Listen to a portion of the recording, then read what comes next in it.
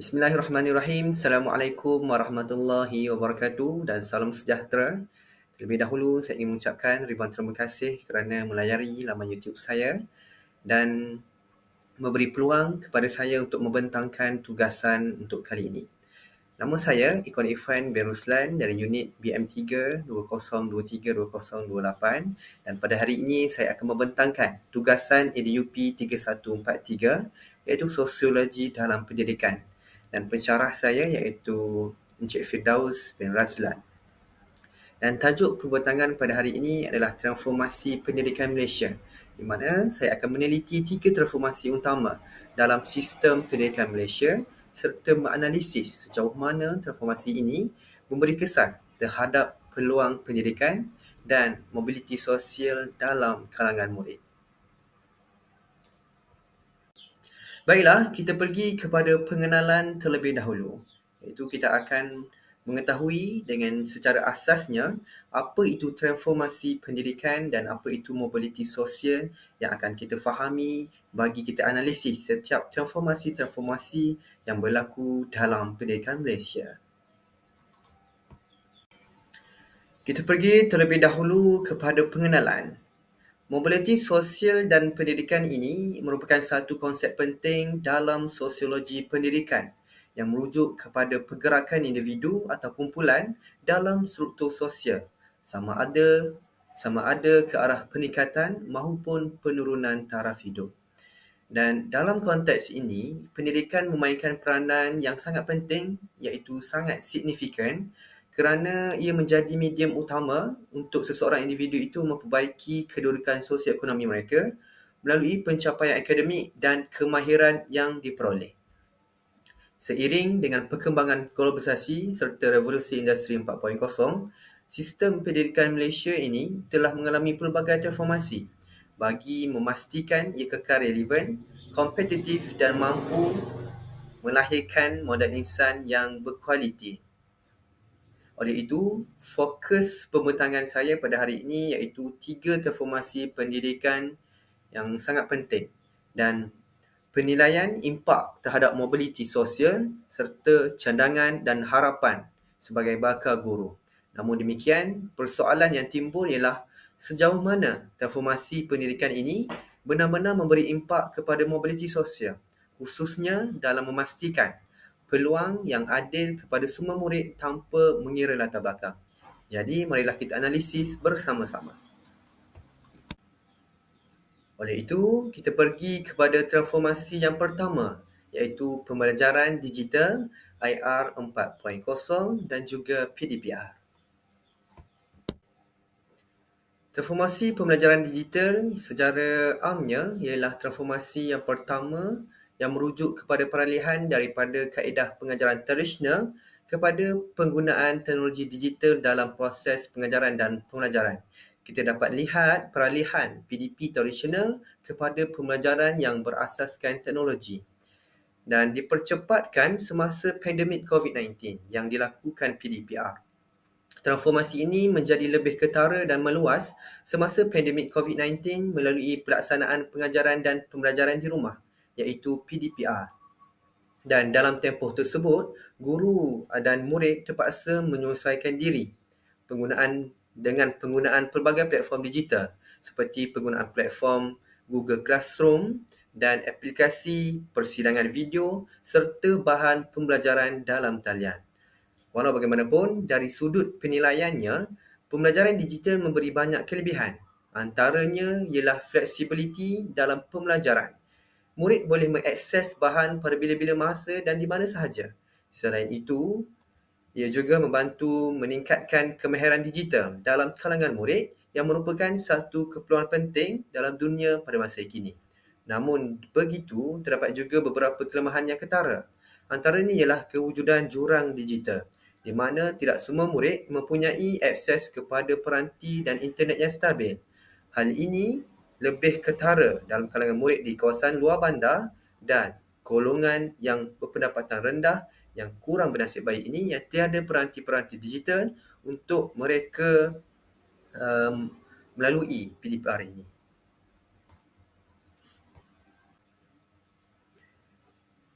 Transformasi pembelajaran digital ini jelas memberi impak yang sangat penting dalam mobiliti sosial.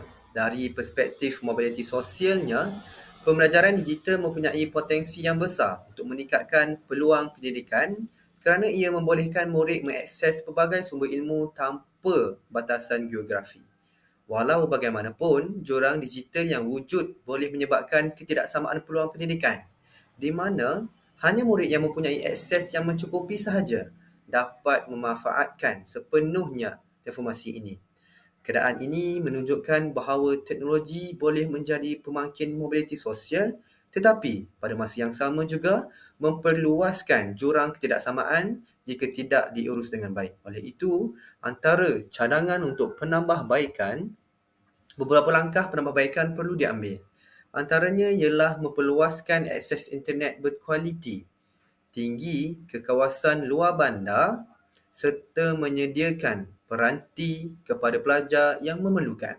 Selain itu juga, guru perlu memberi latihan berterusan ataupun diberi latihan berterusan dalam penggunaan apa? Dalam penggunaan teknologi pendidikan agar proses PDP ini dapat dilaksanakan dengan lebih berkesan dan juga menarik. Seterusnya, kita pergi kepada transformasi yang kedua, iaitu transformasi dalam pentaksiran. Kita dapat lihat bagaimana dari sejak dahulu lagi berlakunya transformasi dalam pentaksiran pendidikan di negara kita. Oleh itu, mari kita bincangkan transformasi pentaksiran iaitu SPM dan PBD dalam negara kita. Sistem pendidikan Malaysia ini telah beralih daripada pendekatan yang berorientasikan peperiksaan semata-mata kepada pendekatan yang lebih holistik, iaitu melalui pentaksiran bilik darjah, juga dikenali sebagai PBD. Daripada exam oriented itu kepada pentaksiran yang holistik, sudah tentu dia mengalami pelbagai fasa. Dan pendekatan ini memberi penekanan kepada penilaian berterusan terhadap perkembangan murid secara menyeluruh, termasuk aspek kognitif, afektif dan psikomotor. Kita dapat lihat penambahbaikan dalam format SPM serta bagaimana kerajaan ini ataupun guru-guru tenaga pendidik ini dia mengadaptasi setiap transformasi yang baru dilakukan oleh kerajaan. Oleh itu, antara penilaiannya dari sudut positif, transformasi ini membantu mengurangkan tekanan peperiksaan serta mampu memberi peluang kepada murid untuk menunjukkan potensi mereka dalam pelbagai aspek. Namun begitu, terdapat beberapa isu yang sering timbul seperti ketidaksamaan dalam standard penilaian antara guru serta kemungkinan berlakunya peningkatan grade yang tidak mencerminkan keupayaan sebenar murid. Hal ini menimbul kebimbangan terhadap ketelusan dan ketepatan sistem pentaksiran yang sedia ada. Bukan saya nak merendahkan pencapaian straight A kita. Betul. Itu kita akui hebat, terbaik. You deserve it. Congratulations guys. Tetapi kenapa grade purata kebangsaan SPM bertambah baik setiap tahun? Kenapa bila kita buat perbandingan PISA, kita ambil contohlah PISA untuk matematik dan PISA untuk membaca. Kita punya matematik ni bawah purata OECD. Jatuh daripada 440 markah tahun 2018 kepada 409 tahun 2022. PISA membaca kita jauh di bawah purata dunia. So how do you math the math? The math is not mathing because we are doing so well in our SPM. 10,000 lebih dapat SPM straight A's. Tetapi skor PISA kita berbanding dengan negara-negara, even negara-negara jiran kita, Vietnam, Singapura, tak boleh cakap lah.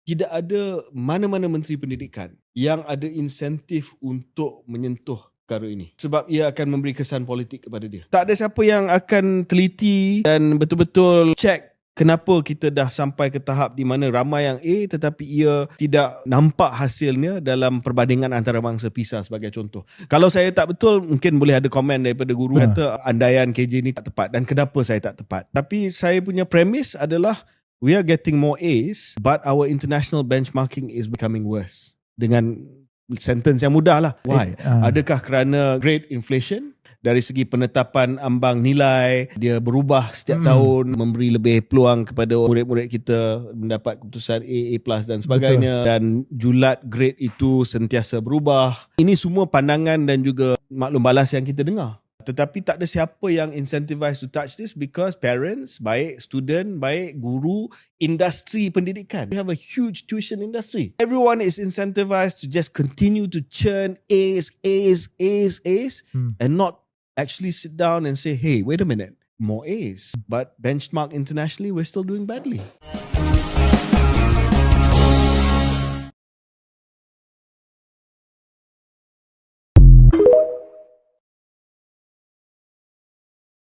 Antara isu yang bangkit yang melibatkan PBD ataupun pentaksiran transformasi di negara kita termasuklah isu SPM, keputusan SPM yang bertentangan dengan keputusan PISA. Secara tidak langsung, Sijil Pelajaran Malaysia ini iaitu SPM yang bertentangan dengan PISA, Program for Student Assessment ini, ia menjadi lebih jelas apabila kita melihat perbandingan antara pencapaian peperiksaan kebangsaan dan prestasi antarabangsa seperti PISA. Walaupun terdapat peningkatan dalam bilangan pelajar yang memperoleh grade cemerlang dalam SPM, namun prestasi Malaysia dalam PISA menunjukkan penurunan dan masih berada di bawah purata. Pencegahan ini menimbulkan persoalan sama ada sistem pentaksiran kebangsaan benar-benar mencerminkan keupayaan sebenar murid ataupun sekadar menunjukkan pencapaian secara relatif dalam konteks ketetapan. Sebagai contoh, keputusan matematik PISA yang menurun daripada 440 kepada 409 pada tahun 2018 yang jelas menunjukkan ketidaksamarataan SPM dan juga PISA. Oleh itu, menjadi tanggungjawab sebagai bakal guru ataupun guru-guru untuk mereka menganalisis mengapa perkara ini terjadi dan apakah langkah holistik yang perlu mereka ambil bagi mengatasi isu-isu ini. Dari segi mobiliti sosial, peningkatan grade memberi lebih peluang kepada murid untuk melanjutkan pengajaran ke peringkat yang lebih tinggi. Namun, jika pencapaian tersebut tidak disokong oleh kemahiran sebenar, murid mungkin menghadapi kesukaran untuk bersaing di peringkat global. Oleh itu, mobiliti sosial yang berlaku mungkin bersifat sementara dan tidak mampan dalam jangka masa yang panjang.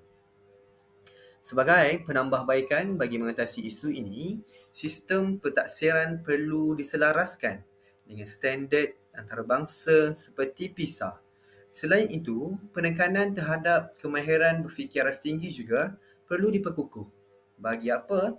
Bagi memastikan murid bukan sahaja cemerlang dalam peperiksaan tetapi juga mampu mengaplikasikan pengetahuan dalam situasi sebenar. Secara tidak langsungnya, murid-murid ini mampu untuk menyelesaikan masalah secara tidak langsung dan apabila mereka berada di lapangan, mereka ini lebih mampu untuk menjaga diri mereka walaupun pembelajaran yang mereka ambil itu tidak sehaluan dengan apa yang mereka akan belajar pada peringkat yang tertinggi nanti.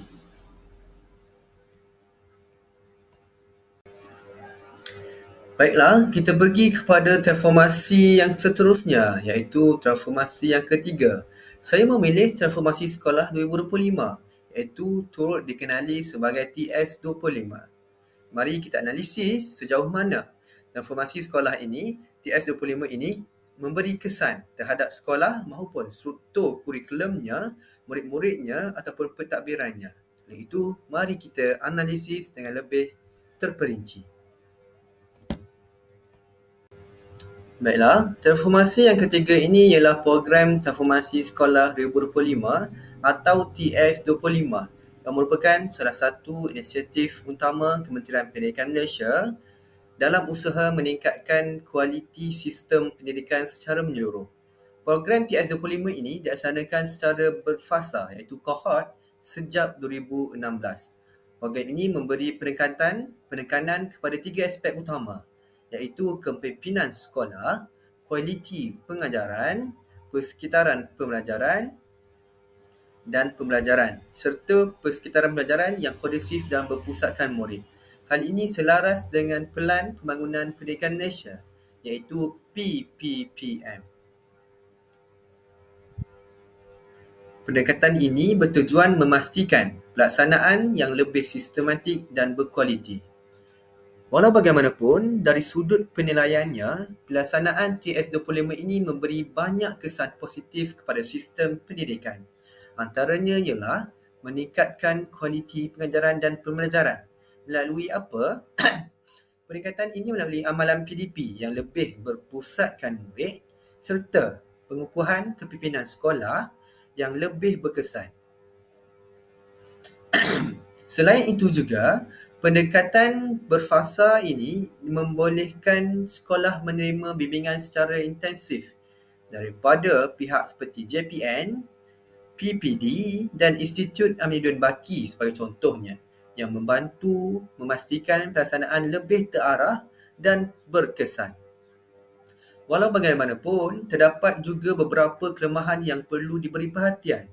Antaranya ialah pelaksanaan yang tidak serentak yang menyebabkan wujud jurang antara sekolah yang terlibat dalam kohort awal dan sekolah yang belum menerima intervensi ini.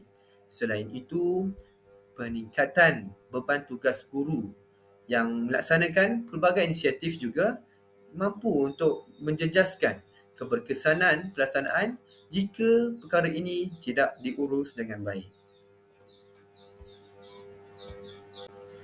Kita terus pergi kepada impak terhadap mobiliti sosial. Tetapi sebelum itu, kita analisis terlebih dahulu bagaimana realiti sebenar pelaksanaan TS25 ini.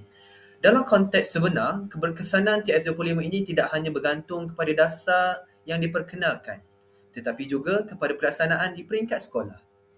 Terdapat beberapa faktor utama yang mempengaruhi kejayaan program ini, antaranya ialah kepimpinan pengetua atau guru besar, kesediaan guru untuk berubah daripada kaedah pengajaran tradisional kepada pendekatan yang lebih interaktif serta sokongan komuniti seperti PIBG.